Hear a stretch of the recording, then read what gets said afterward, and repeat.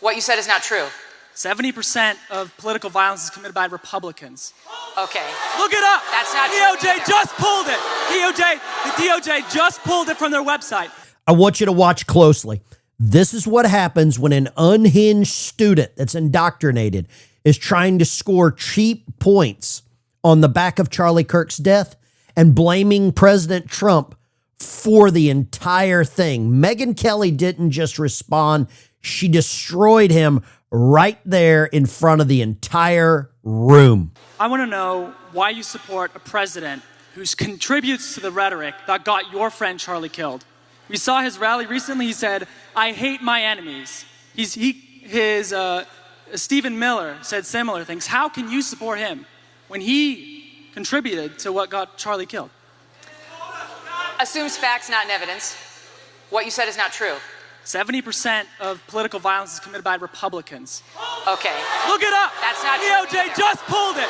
The DOJ just pulled it from their website. DOJ just pulled the study from their website because they're delusional. That's not true because They just pulled it. Look it up. Once you the pull DOJ the pulled it from their website. Once you Go pull ahead. the crazies out of there, it is overwhelmingly left-wing violence. Google it. We have had Every single No, I person in the understand. audience, Google it right now.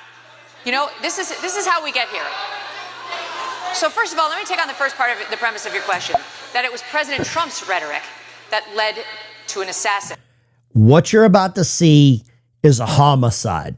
This kid, and he is a kid because he's out of touch, has completely ignored everything that we've witnessed over the last, 3 weeks, 3 months, 3 years, 8 years.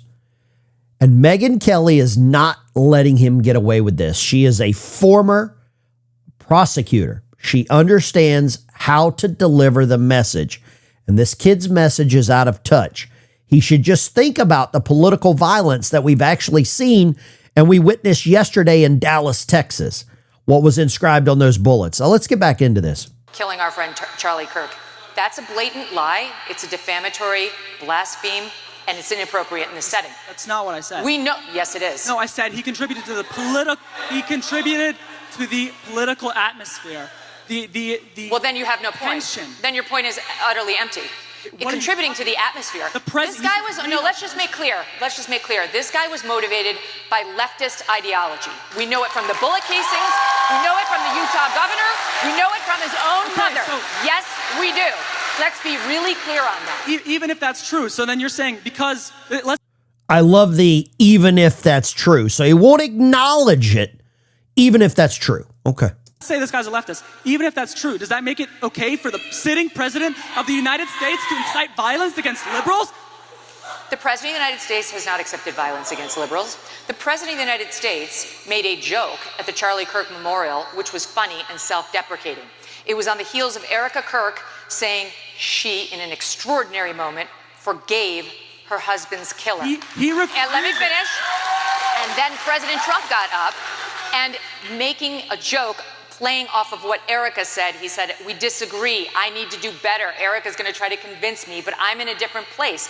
And that's completely normal for a politician to be thinking about his political fights. And by the way, Trump has every right to loathe his enemies. They tried to put him in jail for the rest of his life. They tried to bankrupt him. They tried to put his family in jail. And they tried to kill him. Criminal. Jack Smith. Wait. Okay, now you go. Thank you for your time. Okay. No, it's fine. It's good. It's good to have some folks come up and disagree. Hi. All right, let's break this down, because this moment at Turning Point USA's Virginia Tech event is bigger than just one student embarrassing himself. It shows how the left is trying to rewrite reality and history itself, and how people like Megyn Kelly are refusing to let them get away with it. What you just saw is the exact playbook that the left has been running for years. Blame Trump for everything. A mentally unstable shooter motivated by leftist ideology murders Charlie Kirk. And instead of acknowledging the facts, they twist the narrative and try to pin it all on Trump's words. But here's the damn problem. There's no evidence. None. The killer's own background, his own mother, even the bullet casings prove This was left-wing motivated violence. Yet somehow, to these students, Trump is always guilty, guilty of the crime, guilty of the atmosphere, guilty of existing. And Megyn Kelly nailed it when she said, that's not a point, that's empty. She exposed the weakness in their entire argument. If you don't have facts, you just scream about rhetoric and atmosphere. That's not debate. That is left-wing propaganda. And let's not forget, Trump has every right to hate his enemies, just like Megyn Kelly said. They tried to throw him in prison for life. They tried to bankrupt him. They tried to destroy his family. And yes, they tried to kill him 2 times. One of the guys is going to prison for the rest of his life. Probably should get something more severe. And yet they expect him to sit there quietly while they smear him. Well, it's not going to happen. So what you saw here wasn't just a clapback. It was a reality check. It was a reminder that truth still matters. And this new generation of activists, because that's what colleges are breeding, they don't get to just twist it without pushback. Why is this important? This was the first turning point event since Charlie Kirk's death. Governor Youngkin in Virginia, maybe a potential presidential candidate, and Megyn Kelly took the stage. They showed no fear. We're not going to be intimidated. You took your best shot. You took one of us, but you immortalized him forever. You made him a martyr, and the Democrat Party will not come out and admit it. You even have Hillary Clinton now continuing to demonize Republicans, while at the same time saying she shouldn't demonize anyone. The irony is so thick, it's amazing. I've got another clip here. You've got to see this other young lady that was talking there, and it's a completely different side of the coin. Yeah, thank you for that. I think if your pastor didn't say anything about Charlie Kirk on the Sunday after he was killed, you need to find a new church.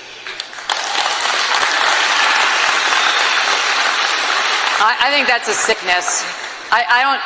Who could Christians find that was better than Charlie as an evangelist for their beliefs, both faith-based and political? Most Christian conservatives lean right, and most understood that Charlie was talking about the gospel in a way that was inspirational, even if they didn't share his politics, and would like to hear him more on the faith-based issues. And so I don't understand that there could be a pastor in America who wouldn't at least embrace that side of Charlie and take a moment to pay their respects to him. I think it's disrespectful to him and to the millions of people around the world who felt inspired by him and feel inspired by him right now. So I think shame on them. Find a new church. Once again, back to my original point, in a way that's cancel culture. It's you canceling them or them canceling themselves right out of your life. That should not be your faith leader. Megyn Kelly brought up a great point. We have so many preachers on the left that get in the pulpit and spew rhetoric about Donald Trump and about conservatives. But at the same time, after Charlie Kirk's death, churches were full. Mine was standing room only. And if my preacher had not acknowledged what happened, I would have questioned ever going back to that church, because they took someone from us that had real morality and a real way to deliver it. And if you are not acknowledging the evil, the real evil that we're seeing on a daily basis as a pastor, as a youth leader, as someone that people trust, then who are you? When did you sell yourself? That is the problem. And there's too many people that are scared to speak up. Smash the like and subscribe button here on the channel. I really appreciate you tuning in. It's time to push back. Conservatives, Republicans, whatever you want to call yourself, we've been playing too nice for too long.